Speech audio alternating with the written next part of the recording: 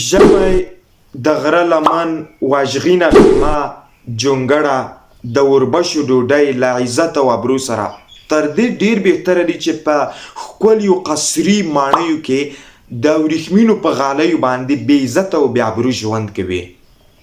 یعنی خبره دلته دا ده که چیرته ته مال او دولت نه لري مشکل نه لري خو د اسلام سره موافق ژوند تیروي د دنیا په لومړۍ درجه خلکو کې حسابېږي.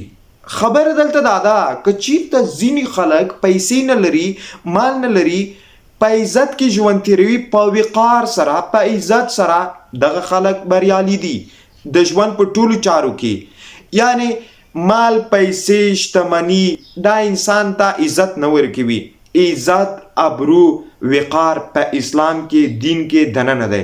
نو زما اصلي هدف هم دا و چې غریبي کوم غیب نه دی. که ته مال نه لري که ته شتمني نه لري که ته یو ښکلی کور نه لري مشکل نه لري خو دلته خبره په ژوند تیرولو کې ده په عزت کې ده. ته څومره اسلام ته وفادار یې ته اسلام ته څومره موافق یې په کومه درجه د اسلام کې قرار لري.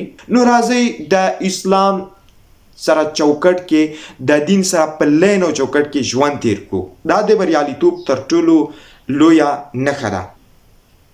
نو خبره دلته دا ده چې هغه خلک تر ټولو ډیر بریالي دي چې د اسلام سره دین سره په چوکټ کې ژوند تیروي. وقار عزت ابرو د دوی خوندي ده.